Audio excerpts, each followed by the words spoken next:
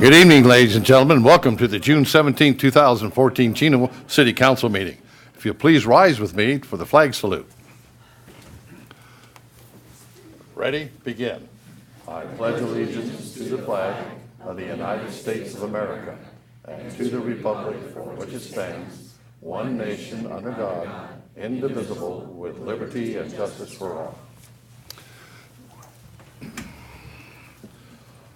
Next is public communications. We have requests from Pastor Ruben Montoya of the Calvary Chapel, Chino Valley, to lead us in our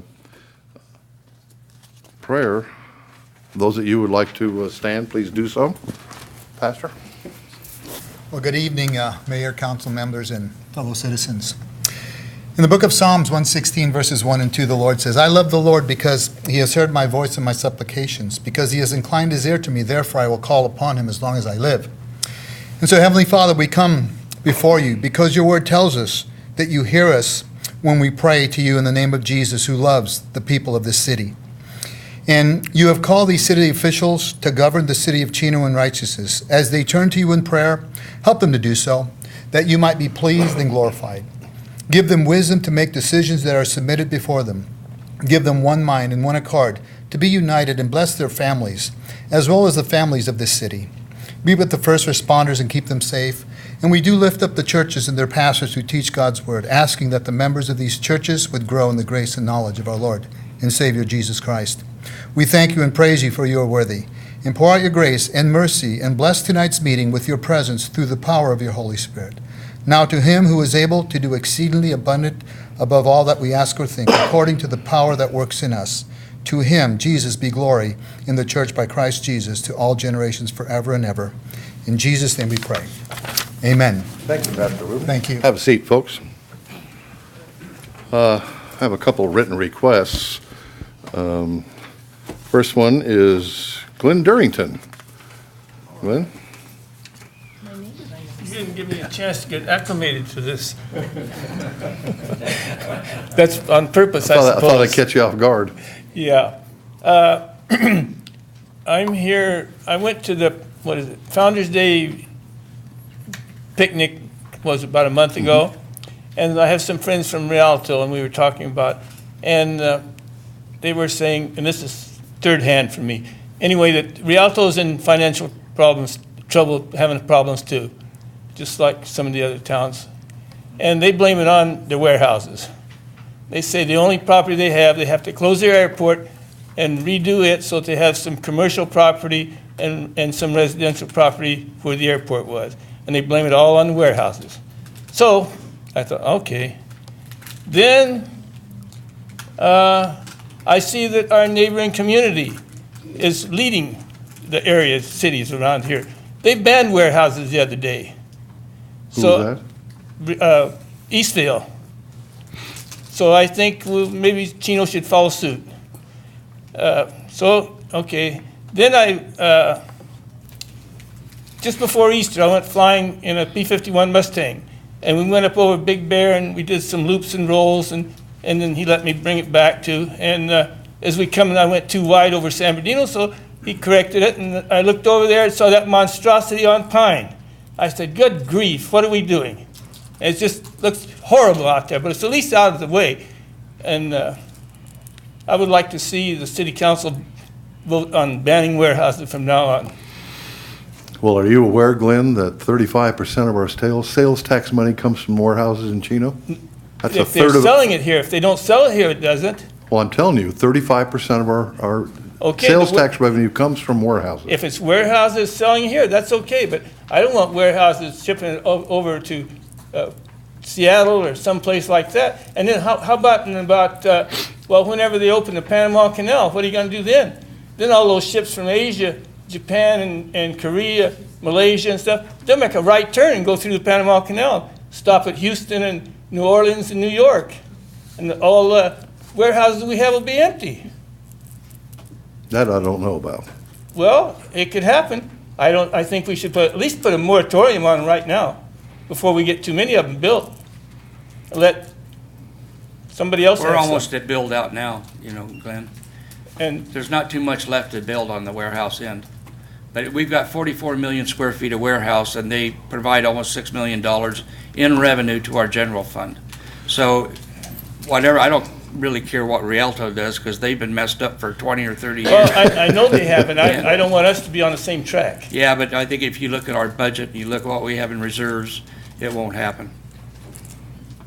We appreciate your concern though, Glenn. Yeah. Well, I would appreciate it more. Did the Angels win or lose? Did you check? I don't know. I hope they won. They were ahead. They better have won. I left them in the ninth inning, and they were So ahead. you left. But I left them in the ninth inning before, and we lost. Yeah, So- yeah. Yeah, Anyway, I suppose I won't get a vote to ban warehouses today, right? I wouldn't think so. It's not on the agenda, so they ain't gonna happen. Oh, but I've been here when you have an emergency item put on an agenda. Uh-huh. And you don't consider this emergency item as I do? I don't know. Oh, well, you keep looking. Okay. Shoot. Eunice wants to say something I'd to like you, to say Glenn. something. Oh, because okay. I think rather than just kind of treat this lightly, I think we need to explain how legally we can't just call a moratorium. There has to be legal reasons why we ban something or stop. Jimmy, can you maybe touch on that? Because I know we can't just No. say, nope, we If don't it's want zoned to for it. ban it. Yeah, you can't, And Glenn, I think deserves, I had no idea you were coming tonight, but I think you deserve a real answer, not just, no, we're not going to support it.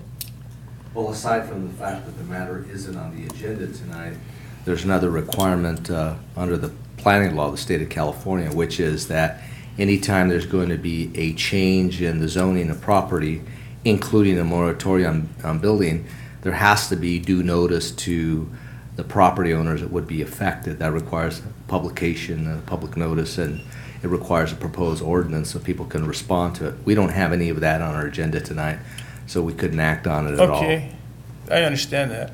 But I just saw where Eastvale, it wasn't on their agenda that I know of, and they banned it one day. They had some complaints about it, and they voted 3-2 to suspend any warehouses, buildings. I didn't. Well, I don't know what they did, but that doesn't seem right to me procedurally. Just what I read in the paper. Yeah, well, if you read in the paper, I'm sure there was an agenda item behind it and was properly noticed. Oh. Because that's the legal requirement. Okay, City limits are passes Okay. freeway. That's another city that's really having financial difficulty because of they have more homes than revenue coming in, and they're having a rough time over at Eastvale. oh. Well, it could be, I don't know about that. All I Yeah, know no, is it's, they don't want the warehouses to help them, I guess. well, If I they mean, do. I mean, I don't think they do, but that's the thing.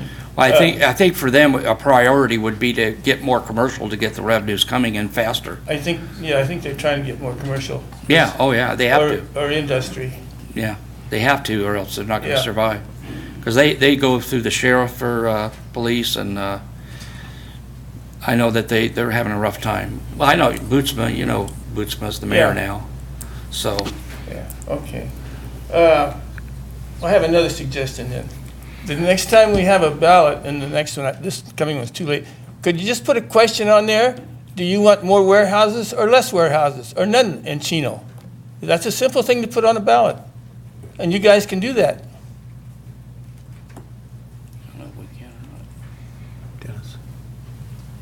But Glenn, one other thing is that most of the buildings you see out in the Majestic Spectrum area are built for manufacturing or warehouse use. Yes. And that's something that we pushed a long time ago because we wanted to create jobs. We understand that sometimes you'll get a warehouse operation that has 12 employees in a 400,000 square foot building. Yeah. And that doesn't do a lot for the city, doesn't do a lot for jobs, anything like that. But the buildings that Majestic builds, the buildings that Watson builds, they're all built for manufacturing or warehousing, whichever comes along. But it would be very, very difficult for us to control who they lease to once they're there. We talk to them ahead of time when they come to us with a plan, to bring in good tenants in there that bring jobs with them and bring revenue with them. That is our priority, but there's a limit to what we can do because they have rights as owners. Okay, but I see on television the big warehouses back east are all automated, they have hardly any employees except in the office, and then they push a button and this forklift takes off and goes out and gets their things and brings them back, takes them to the truck, puts them on the truck and goes back and parks at his waiting spot. Well, and a lot of that too, the animation and stuff, you go to Fisher Pharmaceutical, which is in town, they're a big sales tax generator for us. Is it Massey Pharmaceutical? McKesson McKesson, yeah. Pharmaceutical. That's another big one. We've got Creative Bus. I don't know how many people work at that facility because they're Oh, yeah. manufacturing Huge. buses and everything else, and they also are a sales tax generator. So we're making money on the deal, and we give incentives. If you bring sales tax generation to the city of Chino, let's talk. Okay, but, all right, but most big warehouses just store it there for a while and then it goes on out. Well, it's not the real case in Chino. We have, 35% of the budget comes from those warehouses, and that's sales tax. Well, and then on the flyer I got yesterday or the day before to vote on the 3 propositions you have coming up. And one of them mentioned, if you build houses there behind staters, that's gonna save the trucks and save our roads. It's not gonna save our roads when they're going down to the warehouse down below.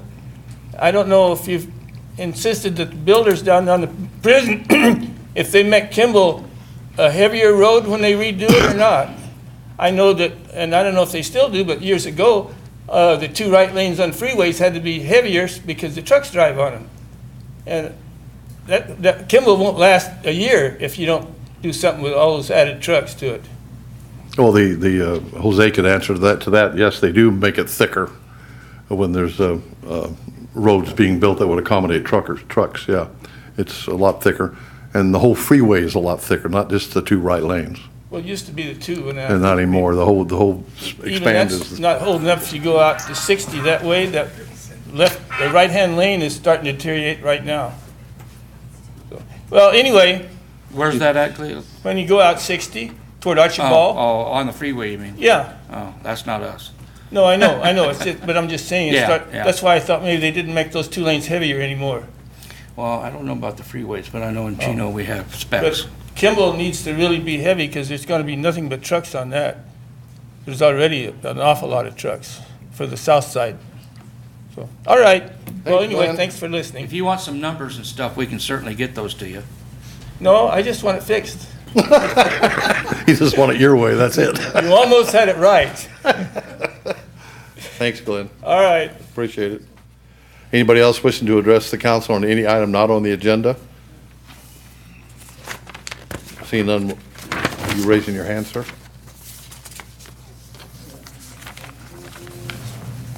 You state your name for the record, please. Kevin Davis with CLS Landscape. It's kind of a weird meeting for me because I know we have some contracts up tonight, and this really has no bearing on that, but this is the first time that I could actually be here and speak to you, the council members and the mayor, regarding I think you're all aware of the problem that we had in this city with some theft and regarding our employees. And so I just formally would like to come up here and tell you and apologize to the city. And it's really hard for me tonight because I know there's contracts, and this has nothing to do with that. This just has to do with the fact that we've worked for you a long time. And I've never had the chance, I don't have the chance to really go meet with you personally or one-on-one. So this is really the only time that I do get to do this. Would like to tell you that we have spent time. Bob Bodis is our boss directly, and I spent a lot of time with him on this concern with trying to make sure that the police department and everything was handled so that we could do our duties to help you recover anything that was stolen by these 2 employees. So I just wanted to come up and say, you know what, I'm really, really sorry about that. I mean, as an owner, I've been in this town for 30 years. I've never had anything like this. And, it happens. All of us that have employees know this happens.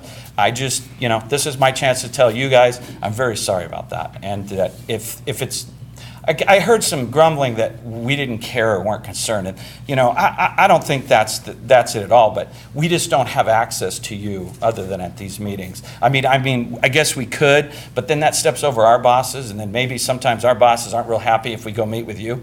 So, just so you understand that. So anyways, I just wanted to say that. I know you got to do contracts tonight, and I would like to say on the contracts that even if we aren't awarded, if it doesn't work out, we're a company that will come in and help you. So if it's not given to us, we completely understand that. So, all right? Thank you. Thank you. Anybody else in the audience? Oh, I'm sorry. I got the request right here, Kevin. I'm sorry. Yeah, Kevin Cisneros and Brenda Strong about the Yes. Chino Liberty Courtyard right here in front of me. That's it. Well, Glenn got me all messed up. Way to go, Glenn. Good evening, Mayor Yates and council members. Of course, my name is Kevin Cisneros, and I'm your current co-chair for the City of Chino Community Services Commission. And to my right, probably needs no introduction, but this is Brenda Strong, our current chairperson for the City of Chino Community Services Commission. And we wanted to come before you today to give you a brief update on the Chino Liberty Courtyard. The Chino Liberty Courtyard is designed to be a place of honor and reflection for those who have and are serving in the armed forces. The Chino Liberty Courtyard will be located at the community building near the current Veterans Memorial. We think this is going to be a great addition to that current location. As you know, this project is not city funded, so we will be reaching out to the community to raise funds. And one major way that we are going to be doing so is through a brick and paver program, and you should have received this flyer in front of you, and you'll see it says buy a brick, and there's some pricing below that little square there. And I wanted to bring this to your attention because we have some cutoff dates for certain pricing for these bricks and pavers. So for example, you'll see $50 per brick for the first 100 bricks, and then after that it's $75 per brick through May 25th, 2015, and after that it's $100 per brick. On the back of the flyer, there's an opportunity to have this brick personalized and engraved. So the really nice thing about this program is it's not only going to give our residents an opportunity to support the Chino Liberty Courtyard, it's going to give them an opportunity to recognize that family member or friend who is or has served in the military. So we think it's going to be a beautiful reflection of our city and give them that opportunity as well. So we wanted to bring that to your attention as this is our phase one of raising money for this project. I think it's going to be beautiful and a nice add to the city of Chino. So thank you for your support on that. And we do have flyers here as well for anybody in the audience who may want them. Anything that I missed? No, did a great job, as usual. I also, this time, would like to thank staff. They've done an excellent job helping us prepare this, and I really hope that everybody in the city will help donate. I was at the farmer's market on Wednesday with my little paint can taking donations, so I'll see you all there tomorrow.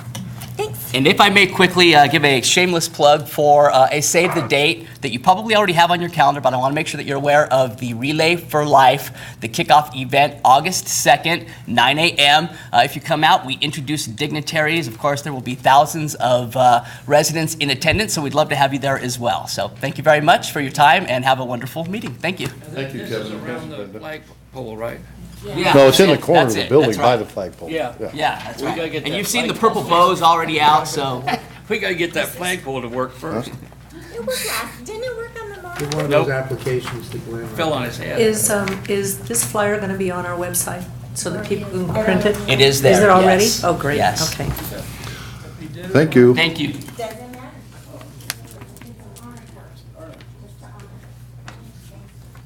Anybody else wishing to address the council?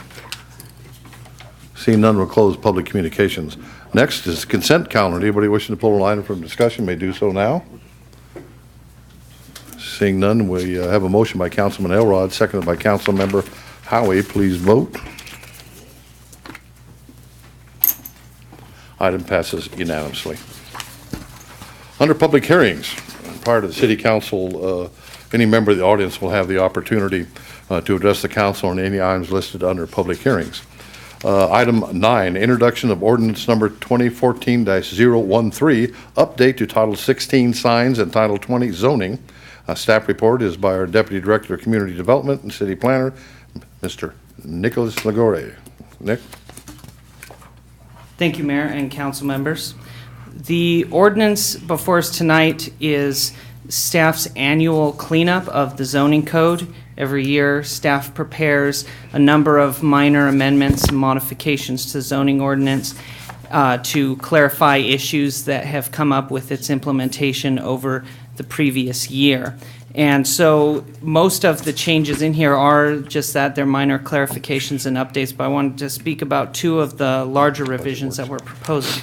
One is for the revision to the existing small lot residential subdivision standards. We have had those in place in the ordinance since 2010, when we adopted the Comprehensive Zoning Code update.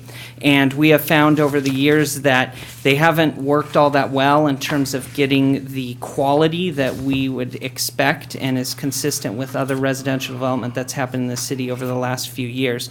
And so we are modifying that ordinance to make it more consistent with the standards that we'd like to see applied uniformly in order for projects to be able to meet their allowed general plan densities on infill sites. The second item is modification to setbacks for small lot non-habitable accessory structures. So this would be your typical like tool shed or garden shed, something like that that you might get at home improvement center. It's less than 120 square feet. For many, many years, these buildings required no building permits and no setbacks. In 2011, the state adopted their update to the building code, which required setbacks for these buildings, but still no permits. It was pretty unwieldy to implement because how do you enforce a setback on a building where you don't issue a permit for it? And so in the latest round of building code updates, the state dropped that requirement and said, well, that was probably not a great idea. Let's just go back to no setbacks. And so what staff is proposing that we would make the setbacks consistent with whatever the building code requires, so that way we don't have to change the ordinance every time the building code gets changed, if it gets changed.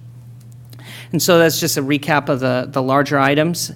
And staff recommends that the city council conduct a public hearing and approve the introduction of the ordinance. And this concludes my report. I'd be happy to answer any questions. Thank you, Nick. We'll open the public hearing. Anybody in the audience wishing to address the council on this item may do so now. Seeing none, we'll close the public hearing.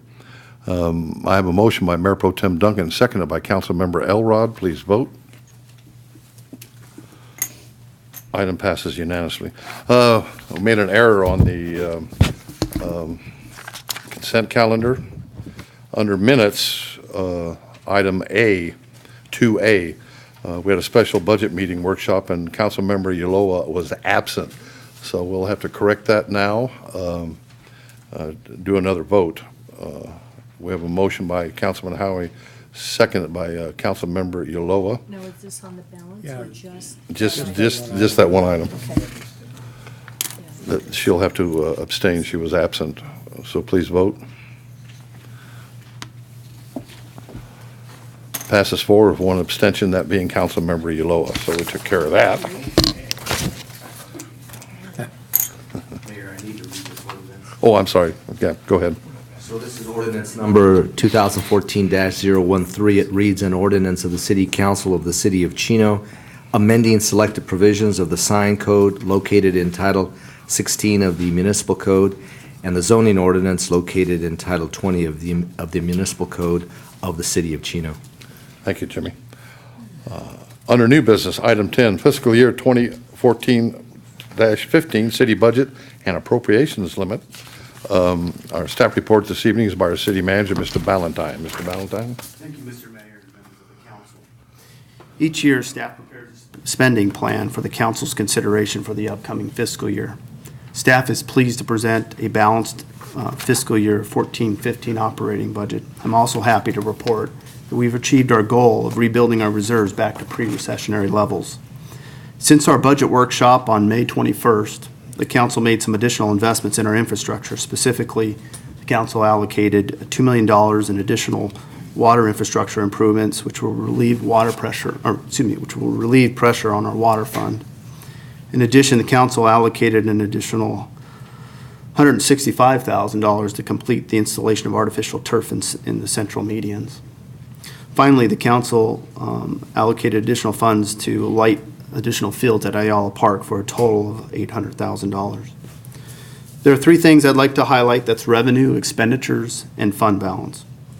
As far as revenue, in all, we're projected to receive an additional $2.3 million in total for sales tax, property tax, and development revenue. As far as expenditures, our general fund expenditures are $2.1 million less than projected revenues, which is a good thing. These increase in expenditures are mostly in part due to personnel and equipment replacement needs. Staff is proposing a net increase of 6 full-time positions, and this is attributed to the demand created by development activity, and secondly, for succession planning due to upcoming retirements. The other area of notable significance is investments in our equipment replacement program, which was postponed during the last 5 years due to the recession. As far as our fund balance, which is basically our savings account, our projected general fund balance at the end of fiscal year will be roughly $34 million, which is healthy and half of our annual general fund operating budget. In conclusion, I'd like to thank our staff for their assistance in preparing the annual budget. I'd also like to thank the council for their additional funds provided during the budget workshop that will assist our aging infrastructure needs. This concludes my report, and I'd be happy to answer any questions that the council may have. Thank you, Mr. Ballantyne. Prior to council comment, I'll open for public input. Anybody wishing to address the council on this item may do so now. Seeing none, we'll close public comment. Eunice? Yeah, I was not able to attend the meeting because I was required by work to go to a conference that was down at Marina Del Rey, so the traffic was horrendous and I couldn't make it back by 4. I appreciate our city manager listening to my comments and bringing some of those suggestions and desires to the budget workshop. I still am very concerned about the drought, obviously, and our amount of landscaping that we have that requires a lot of water. So I would still, excuse me, I would still ask that staff be very aware of our water usage and see if we can continue to cut down on the amount of turf. I appreciate the council supporting converting the rest of the medians on Central to artificial turf. Obviously, that saves on water, but I think we need to go above and beyond. If this drought continues, even if we have an El Nino next year, it can't make up for the drought that we're suffering. The state may take a position where they ban all outdoor watering. If that happens, we're going to lose millions of dollars of landscaping. I think it's far prudent to be very conservative now and start cutting back to prove that we can be frugal with our water usage. But I appreciate the council's support in changing some of those medians on Central. I was watching the news here a couple of weeks ago. Yes, And, I'm thanking the council for that. Some of the people were cutting back 20%. This town up in Central California came out with a demand, and these people had already cut back 20, just on their own. Yeah. And then the city came and said, we need to cut back 20 more, and they're going, wait a minute, we already cut. So if you move now to cut back, and the state moves in after we already cut back and demand another 20%, we could be in the same situation as the town up in the Central Coast. Well. Because they were doing it voluntarily, and then the city came up and said 20% more, and the guy was going, wait a minute, I already have. Well, there's So a it's- state requirement that we have to make 20% cut by 2020, but there's also some other pending legislation that's going to cut pretty deep on water usage. We're in a very, very serious situation. We're luckier down here because Metropolitan Water District invested billions of dollars in Diamond Valley Lake yeah. and some of the other infrastructure to store water. So we're actually better off than Northern California. But because of lack of snowpack and the rivers and the creeks receding because of the drought, it's becoming very serious. In fact, I attended a meeting today that was land subsidence, and some of the information brought forward was quite eye-opening because of overdrafting of the groundwater basin. For an example, since the 70s, Chino has sunk over, our whole land has sunk over 2.5 feet. Pomona, since the 40s, which is a long time ago, they have subsided over 4 feet. So what we're doing is really serious to the groundwater basin, and we need to take it seriously. So either we act and protect ourselves by being prudent, or the state's going to come down, the Department of Water Resources, with a big club and make us do some things that maybe we don't want to do. So, short showers, and while I understand what you're saying, Mayor, about, cut back on your own and the state coming down and tell you to cut it Do back it even more. more, that's like telling somebody to hurry up and spend all your money so you get the same budget appropriation next year. Yeah. It's not always the wise thing to do. So I just ask everyone in the listening audience and everyone in our audience tonight to be prudent with our water usage, because this is a very serious situation. I remember years ago, we got a call from NASA, and they were taking pictures, The inside. and they say, I forget who was the city manager, Richard Rowe at the time or somebody, and they go, "Do you have oil wells in Chino?" We went, "No, why?" Well, they could see from the satellite where Chino had done this because, of our water basin, and just from extracting water, they could actually see it, that in Pomona too, they could see so they thought, well, they want to know if we were pumping oil or something, why we were having this big old drop in our actual geography. So I thought that was kind of interesting. So. Can I ask a question? In new housing projects, do you put in reclaimed water lines when Yep. when they're building the homes? Not for houses. It depends on where the main line is, Glenn, Yeah. whether they're required to put in recycled. It doesn't go to individual homes, No. but it goes to the public areas, the common landscaping, if they're adjacent to a main line that's already been put in by IEUA. Like they're irrigating the 71 freeway with reclaimed water. Yeah, I know they are, but you would think if they build a new track, it would be a lot cheaper to put in a line, even if there's no water. Well, if it's close to the Even if it's not close to I it agree. right now, it's gonna be close someday. Double pipe it for the future. Yeah. I agree. But Yeah. typically, developers don't want to do anything more than what's absolutely required, although that's coming. Double piping and getting ready for solar and getting ready for recycled water is coming. It makes sense to do it when the ditch is open, and have to go in and dig up the street again. There's a lot of You things that gotta make convince sense that people don't do. all it takes is money, Glenn. Well, they seem to have plenty of money. They sure dug up Archibald from huge, huge ditches. Anyway, I know that, all the landscaping, you can't use it in the yard. I don't want to stop you, but we're getting off Okay. the task at hand, which is the budget. And so, are there any other comments about the item? Well, I just wanted to bring up one more thing. And so I had requested that we have a dedicated water conservation staff member, which a lot of agencies right now have, that are dedicated to conserving water, getting the word out to people, taking advantage of grants, working with other agencies.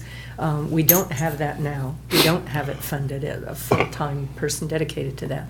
But I would like to keep that in mind as we move forward, if it becomes either necessary or it looks like it's going to benefit the public and us. That's all I have.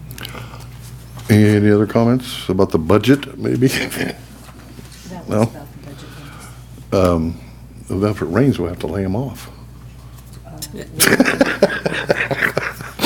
We have a motion by Mayor Pro Tem Duncan, seconded by Councilman Elrod. Please vote.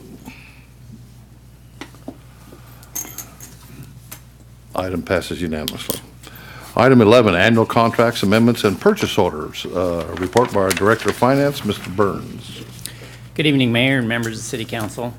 Included in the budget just adopted for fiscal year 2014-15 are appropriations for regular ongoing services utilized by staff in carrying out the goals and objectives established for their departments. Per the city's purchasing policy, contracts and purchase orders over $25,000 require City Council approval. Staff has therefore prepared a comprehensive list of known contracts and purchase orders at this time for your approval. These contracts are for routine services that are necessary for the regular ongoing operations of the city. It's therefore staff's recommendation that you authorize the city manager to enter into these annual contracts and to execute all necessary documents on behalf of the city. And that concludes my report. Prior to council questions or comments, anybody in the audience wishing to address the council on this item may do so now. Seeing none, we'll close public comment. We have a motion by Councilman Elrod, seconded by Mayor Pro Tem Duncan. Please vote. Item passes unanimously. Item 12, award of contract, street striping and pavement marking services. Our report is by Assistant City Manager, Public Works Director, Mr. Jose Allaire. Mr. Allaire. Thank you, Mayor, members of the City Council. The city's contract for street striping services will expire on June 30th. Staff released a request for proposals for a one-year contract with the option to renew for 2 additional one-year periods. On May 28th, we received 3 proposals, and J&S Striping Company of Ontario, California was rated the highest, and they also submitted the lowest cost proposal in the amount of $116,997.11. In addition, staff is requesting authorization to spend an additional $50,000 for extraordinary work, bringing the total contract amount to $166,997.11 for fiscal year 14-15. Therefore, it's staff's recommendation that the City Council award a contract to this firm. That concludes my report on this item, and I'd be happy to answer any questions you may have. Thank you. First, I'll open up public comment. Anybody in the audience wish to address the council on this item may do so now. We'll close public comment. Council members, nothing? We have a motion by Council Member Howie, seconded by Mayor Pro Tem Duncan. Please vote. Item passes unanimously.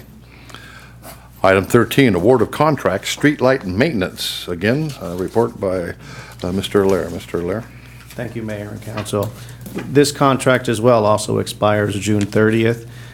We again released a request for proposals, or an RFP, for a one-year contract, the same with a 2-year option as well, 2 additional one-year options. May 28th, we received 4 proposals. Heritage Design, Build, and Consulting of Ontario was rated the highest and submitted the lowest cost proposal in the amount of $42,324.48 per year. In addition, staff's requesting authorization for $100,000 for extraordinary work. And I just wanted to explain that part of it. The $100,000 is a lot more than what we normally ask for extraordinary work. But with this contract, we experience a lot of signal pole knockdowns from accidents. We'll experience a lot of vandalism. You've probably heard that of copper wire theft that we've had over the years, and it seems to be accelerating more. We still have issues with that. And this is a contract that helps us replace those in a timely fashion so we can get things back and operational. I will tell you, we work closely with our police department and risk management to recoup the costs for the city and try to get those funds back when possible. So we do our best to try to get that done. But that's why that number's a much higher than the contract amount itself. But that would bring the total contract amount to $142,000, realizing that $42,000 is for the routine maintenance that we do, and the $100,000 we'd spend as needed. So with that, that concludes my report, and I'd be happy to answer any questions on this item. Thank you, Mr. Allaire. Prior to council comment or questions, anybody in the audience wishing to address the council on this item? Seeing none, we'll close public comment. We have a motion by Mayor Pro Tem Duncan, seconded by Councilman Elrod. Please vote.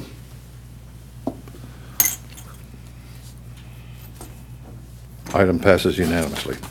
Item 14, award of contract, citywide custodial services for fiscal year 2014-15. Our report again is by Mr. Allaire. Thank you, Mayor and Council. Again, this contract expires June 30th. Seems like they all come due this time of year. In this case, we released formal bids, a request for bids, and this is for a one-year contract with up to 4 additional one-year terms. On April 12th, we received 5 sealed bids, and GCS Corporation of Tustin, California submitted the lowest bid in the amount of $214,361 per year. In addition, staff's requesting to spend up to 10% of this contract amount for extraordinary work, bringing the total contract amount to $235,797 for next fiscal year. Now, this is an increase of $29,361 from our current contract. But having said that, staff's recommendation is to award it to the lowest bid. I also want to add on this one, as with others, that this is a maintenance contract, and council is not required per public code to give it to the lowest bid. You could give it to another firm if you so choose. And that's been confirmed by our city attorney. So with that, that concludes my report, and I'd be happy to answer any questions on this item. Thank you. Prior to council comment or questions, I have a request to speak from Mary Ochoa. Mary?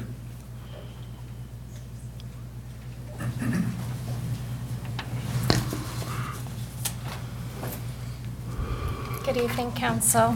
My name's Mary Ochoa. This is Jasmine. I'm the owner of Guaranteed Janitorial Services. It has been a pleasure serving the city of Chino. We want to take this time to say thank you for allowing us to serve you. My husband and my husband, a retired disabled veteran, started our business in 1977 right here in Chino. We raised 4 children here, one of whom is disabled, a son in the Army Reserves, and 2 daughters. Our business is being located here in Chino keeps the tax dollars in our city. We purchase our supplies here, and most of our employees live here. Guaranteed Janitorial is basically in your backyard, across the street from the community building and next door to the old schoolhouse. We are reliable, and our staff is responsive to all your janitorial needs. We are very proud of our staff. They have a passion for their work. Our employees have been with us for years. Our office manager, 25 years. We have, you might say, watched them grow up, and they have watched us grow old. One of our oldest customers in Chino we have served since 1989, and our references are great.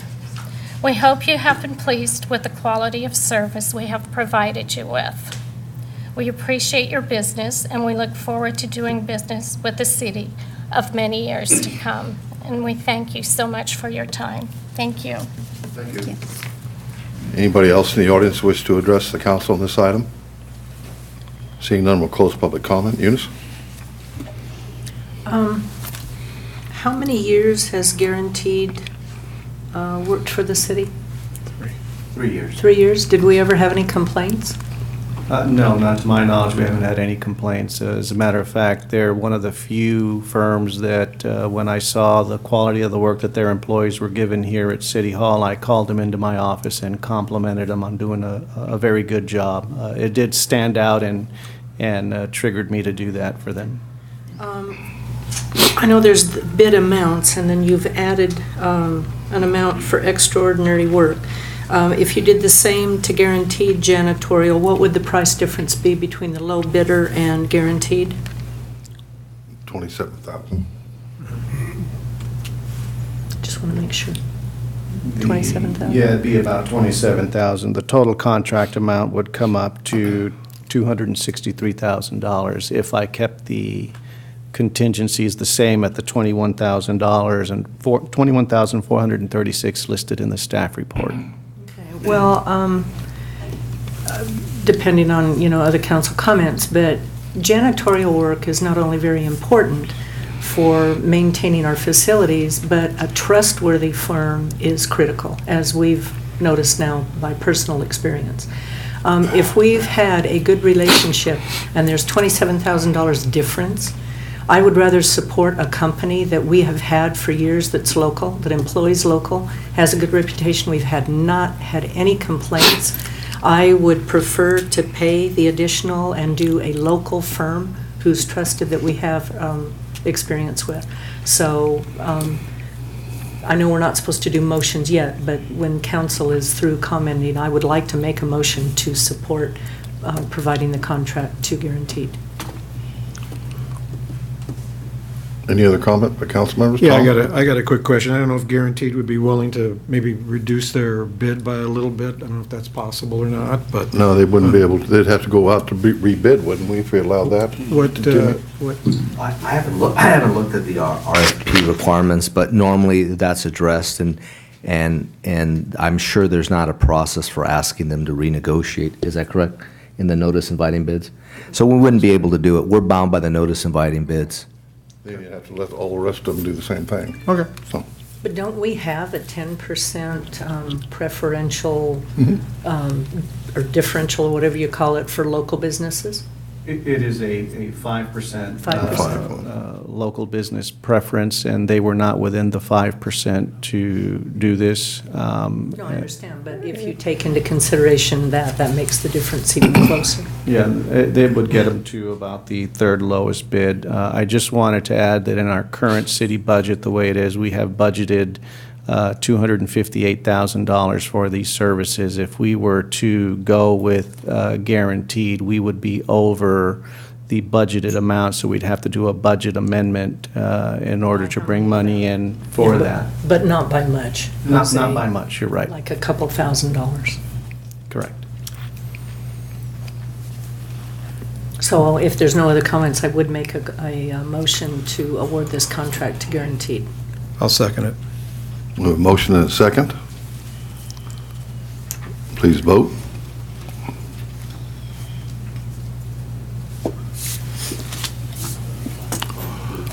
Passes in the majority to award the contract to Guarantee. All right. And to clarify with the council, that would include the adjustment to the budget. Yes. Yes. Item 15, award a contract landscape maintenance service for maintenance districts. Jose, it's your show again. Thank you, Mayor and Council. On March 18th, the city received a letter as well as verbal communication from CLS Landscaping regarding their landscape maintenance contract for our maintenance districts. They indicated that due to the Affordable Care Act, that their cost to provide maintenance services for this contract could increase. Because of this potential increase, CLS chose not to renew the contract and accept the standard CPI allowed per the contract.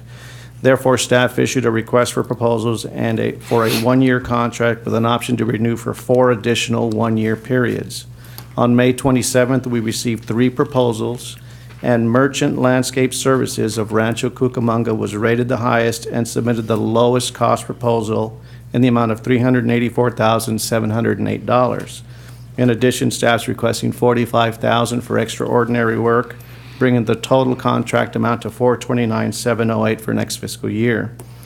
This is an increase of $85,995 from our current contract with CLS. Therefore, it's staff's recommendation the council award a contract to this firm, Merchant Landscape.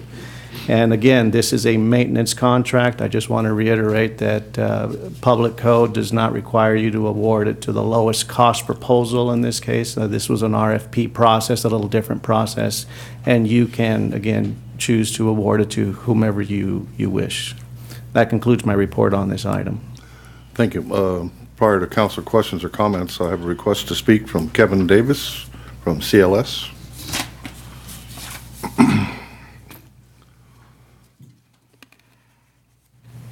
Mayor, council members, I just wanted to touch base on just to say, I think the other contractor said in your janitorial the same, that we just like to express, that we do, love working for the city, and that if financially we can't, we want you to know that we're still a company and we still do work for you, and there's no hard feelings. We completely understand. We just wanted you to understand too that, as a company working in this city, that, we do need to make money, and if we don't make money, we can't provide you the job. And over the last few years, it's been pretty tough. Workers' comp's very high, and we have a lot of things going on in the company, just like any company. So I just want to express that, we do appreciate and understand whatever you have to do. We're here to work for you. So, and you spoke on the drought tolerant. I hope you went by and saw our office, because we're probably the first one in the city that went to almost zero tolerance on all of on the landscape. We actually went from 50 to 70 units of water to 8.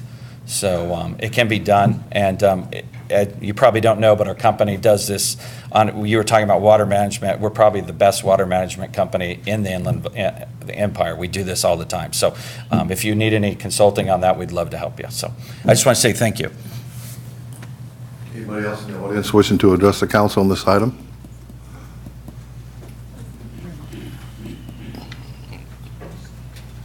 State your name for the record, please.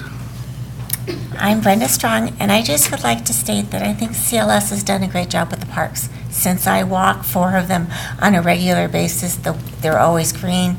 We don't have any dead spot. The sprinklers work, and I just would like to remind everybody that everyone's been very happy with them up to now. So I'm just letting everyone know. Thanks. Thanks. Anybody else in the audience? We'll close public comment. Eunice? Jose, did you do a thorough reference check and background check on Merchant landscape services? We did, and they were rated the highest. We looked at many factors when we did a rating. Because this is a proposal process, not a low bid, we were able to take those things into consideration. And they seem to do a good job. Clients. Oh, I can't recall, Kurt. Rancho Cucamonga, Kurt says, was one of them that we checked on, and they gave them favorable comments. We realize there's no, landscaping is challenging out there, and there's no perfect contractor. You're always going to have management issues, but, they checked out, and we were pleased with the results that we got on the proposals. And this, again, is a 3-year term? 1-year term?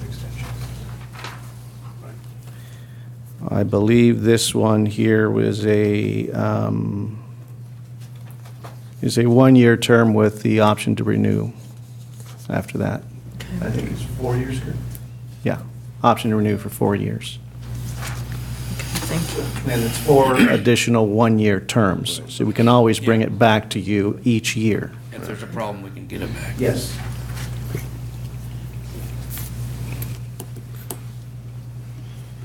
Well, I support our local agencies or our local contractors. However, in this particular instance, even though you've done a really, really good job, what happened with the theft was very major to me.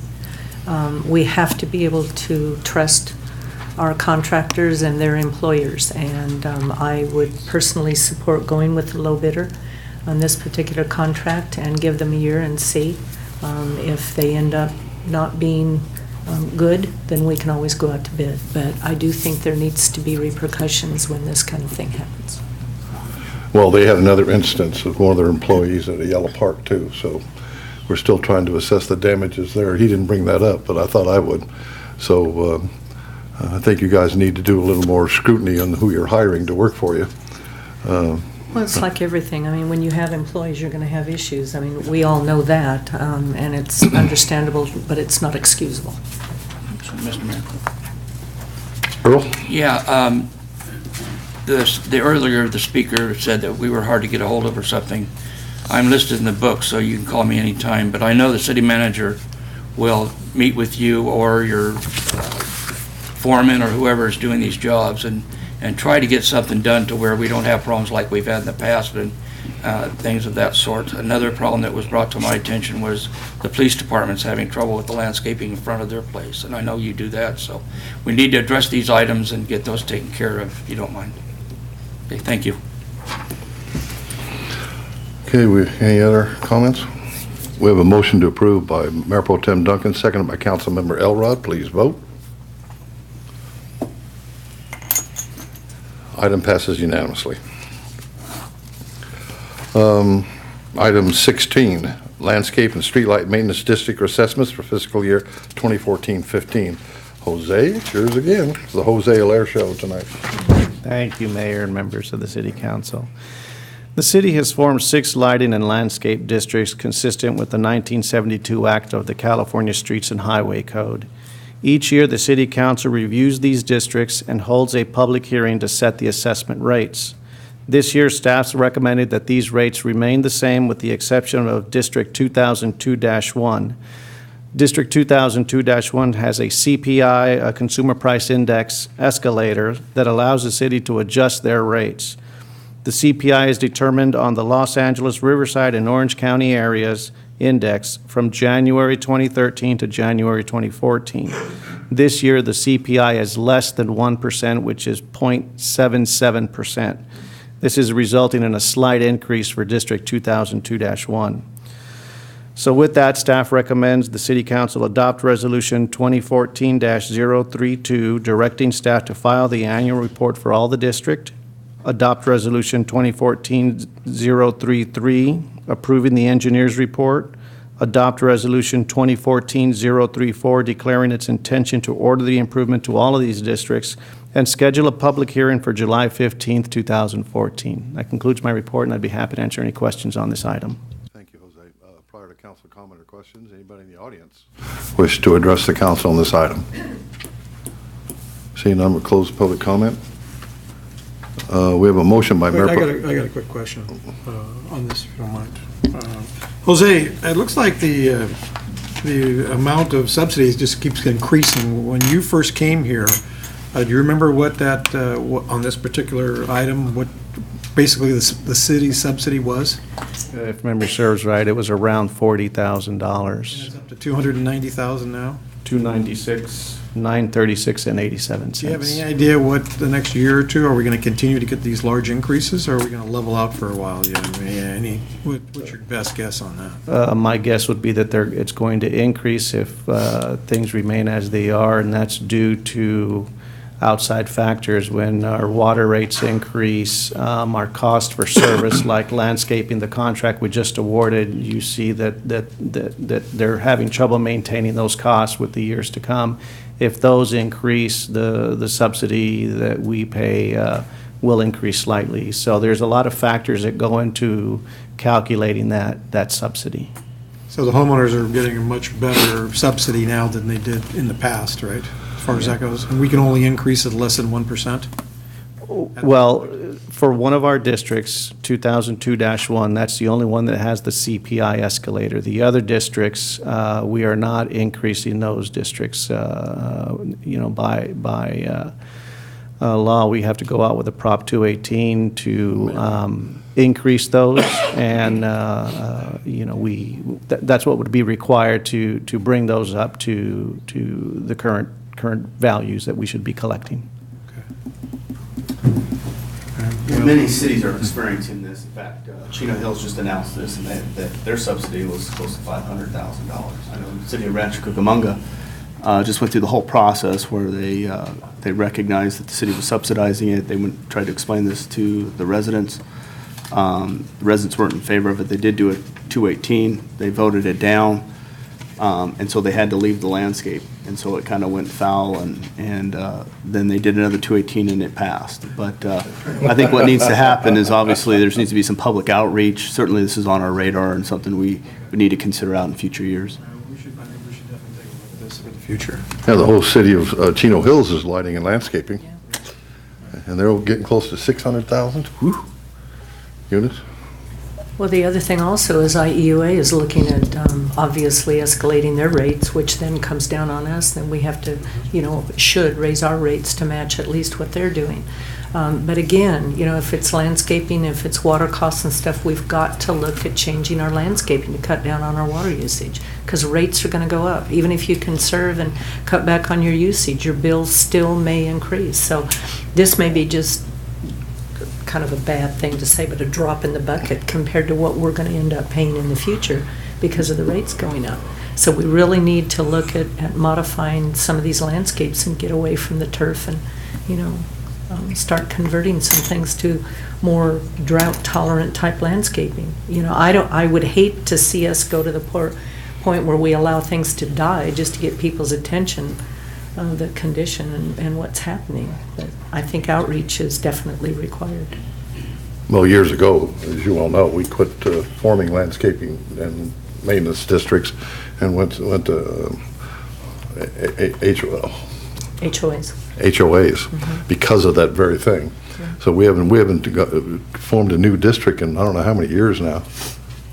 Yeah, I can't recall. Yeah, we just quit doing it because of the escalating cost on the homeowners. So we quit doing it. So we're just dealing with the ones we've had for years. So we learned the lesson and quit doing them. Well, now they're dealing directly with it and see what the repercussions are. Any other questions or comments? Okay, we have a motion by Mayor Pro Tem Duncan, seconded by Councilman Howie. Please vote. Item passes unanimously. Under Mayor and Council reports, the Mayor's State of the City address is this Thursday, and I hope you bought your ticket from the Chino Valley Chamber of Commerce and plan to attend the presentation at Chino College, Chino Community Center. Make sure you join the City of Chino as we salute our armed forces heroes during the annual fireworks spectacular. This event will be held in the spirit of Independence Day on Saturday this year, June 28th at a yellow park. The festivities will begin at 3 p.m. with an abundance of family fun, live music, and great food. The event will conclude with a spectacular fireworks show at 9 p.m. So we hope to see you out there. Councilmember Ulloa. I received a flyer in the mail yesterday. We were gone over the weekend. When we came back through town, we noticed a jillion yes on Measure H, I, and J signs everywhere, which I understand there's already been a complaint about because many of them are placed in the public right of way, which we know. Those of us that have run for election, you know you can't do that. So staff is handling that, send out warnings, and apparently those signs are being taken down. And one of the developers is taking a proactive stance and I guess gonna change where the signs are. But in reviewing this flyer that came out, I feel obligated to bring it up because I believe that while it is not, to use the word lying is too heavy, while it's not a lie what's in this brochure that came out, and it looks like this basically. I've seen that. This one looks like that. It certainly, it came to our house yesterday. Yes, sir. Yeah, it certainly is misleading. I don't have my figures in front of me, but I had asked how many units would have been developed in the Lennar area that were zoned RD2. Matt, were you able to find that out? If they had not. If they had not. It would have been 36. Okay, there, in this whole area that's being changed, there would have been 36 homes. But much of it, which I have brought up before, is on Euclid. Some of it's on Central Avenue. And it's zoned commercial or business park. And it's not developing. So the developers want to change this to residential, which I understand. And I had asked the council to please have a workshop to let us be proactive and decide what we should do with Central and Euclid so that it's not piecemeal. And the council did not support me in that. But this flyer that came out is changing all of this property. And where it would have been a small number of homes, it's going to be almost 424 now. And much of it is pretty dense development. But in this flyer, while I understand they take the good qualities and then, of course, magnify the good qualities, I believe it's misleading. And I've already gotten calls on this flyer, so I feel it's my obligation to kind of clarify. And again, this flyer that came out is not factually incorrect. It just highlights some things that aren't really true. Part of it says, one measure establishes large half-acre homes adjoining Locust Street to preserve the privacy and rural style of the residents of the surrounding neighborhoods. There's 2 large lots that are going to go in. And they're over a half an acre. I think they're closer to 3/4 of an acre. But what they did, the developer very graciously said, okay, I understand your concerns, and cul-de-sac Locust and put 2 one-story large lot items there. Okay, they're, like I said, they're over a half an acre. But out of almost 400 and some homes, there's 2 that are half acres. And so I think to say that it establishes large half-acre home lots, it does say adjoining Locust, it makes it sound like it's going to be much more than that. And they have a picture of a girl on a horse. So when you glance at it, it kind of gives you the feel, this is really cool. We're going to have, you know, rural and all of this. It also says that another of the measures will make the zoning changes needed to complete the connections to our Chino horse trail, helping to maintain Chino's equestrian heritage. There is nothing in this development that is maintaining equestrian heritage. So it says that these were unanimously supported by the Chino City Council and the Chino Planning Commission, which isn't totally actually factual. The Planning Commission did vote no on one of these measures. We on the council did unanimously support putting them on the ballot. Supporting putting them on the ballot to go to a vote doesn't automatically mean that everybody is supporting all of this development. So again, that's taking some information and kind of skewing it a little bit. It's just, I for one, as far as the citizen is concerned, am really tired of information taken and kind of twisted, and I think that's why, one of the reasons why we have such poor voter turnout. I think people are just tired of it. They're tired of it, they don't want to get involved in it, they figure it doesn't matter what they say anyway, because government's going to do what government's going to do, and I think that's tragic. So for me personally, I just kind of wanted to set the record straight. Our schools, some of the schools do need more enrollment, some of them are already over-impacted. The neighborhood that I live in, our elementary school is Walnut. They're busing kids to other schools because Walnut is overcrowded. And so the development that's going up on Central, those kids are not going to go to Walnut, they're going to go to a different school. They don't get to go to their neighborhood school. So a statement in here says that a certain measure will generate more money for Chino schools which are currently suffering from a decline in student enrollment. That's true in some of the schools because our population shifts. A population gets older, the kids grow up. In the newer areas, you've got younger kids. That happens all over. But developing more doesn't necessarily mean that it's going to help out the schools. So anyway, I felt that I really needed to bring that up. Interestingly enough, I got a call from the gentleman who put this together, the consultant that put it together. Obviously did not want me to say anything today. The address on this is a local address on Riverside Drive, which is an apartment complex. I found that interesting. Said that they wanted to use a local address so that it would look like the advertising was coming from local. And I get it. I understand the game. Been there, done that. But I think, well, some of this development is going to be very good quality, and I agree that commercial and business park in some of these areas is no longer appropriate. I think the council should take a leadership role and revisit Central Avenue and Euclid Avenue so we don't have piecemeal development. Anyway, I felt that I had to state that tonight. Thank you. Mr. Howie. Thank you, Mayor. Just a couple items I had this evening. I attended a street committee meeting on the 4th of June, and on the 11th, a housing committee meeting. And so we went over a lot of things about our housing stock and also our streets. We've got a lot of things, exciting things coming up on our streets, a lot of rehabbing. You're going to see a lot in the next 12 months. We have, I think, about $3.5 million of streets to fix, and it'll be a little discomfort for some people, but eventually it's going to be great streets to drive on for many, many years. And that concludes my comments. Thank you. Councilman Elrod. Yes, thank you, Mayor. I also attended the street committee, and we're going to have a lot of streets torn up, so just warning everybody, you think all of Chino is under construction, it'll probably look like it, but we got to get this done. We can't get behind on it.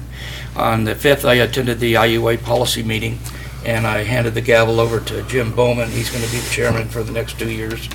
Ontario is the host now, so that Chino's out and they're in, so that's a good deal. And then I hope everybody had a great Father's Day. We had about 15 or 16 out of our family, and we had a real good time. So that concludes my report, Mayor. Thank you. Mayor Pro Tem Duncan. Yeah, on the 11th, I also attended the Housing Committee meeting with Councilman Howie. On the 5th, at the Vector Control District, not only are we gearing up for West Nile virus, but we are doing some interior improvements. For a long time, we've had an empty upper floor. It was never built out. So we started the process of building out that upper floor and we're going to put in some state-of-the-art labs so we don't have to send mosquitoes out for testing and all of that. We expect it to be done by May, and it's now June, and we are in the early stages of the remodel right now. We're finding out things that weren't done properly by the original contractor that the City of Ontario, when they did their plan checks or inspections, never seemed to look at. So it's been a real challenge. And on the 12th, I attended the Chaffey College Foundation Board meeting. And that's the end of my report. Thank you. City Manager, Mr. Ballantyne. Mayor, I have no report. City Attorney, Mr. Gutierrez. No report. Chief Pruitt, anything to report? I have no report. Thank you. Chief Shackelford. Got a ring to it, doesn't it? And we'll be, what now? Tell them about tomorrow. I was trying to, and you interrupted me. Sorry. What's new? You forget. Tomorrow we'll be swearing in officially Chief Shackelford at the station number 1 at 4 o'clock, I believe it is. So we look forward to that, and we'll see you there, Chief, tomorrow. With that, we'll stand adjourned to our next meeting of the City Council held on Tuesday, July 1st at 7 p.m. Closed session at 6 p.m. if necessary. Y'all have a good evening.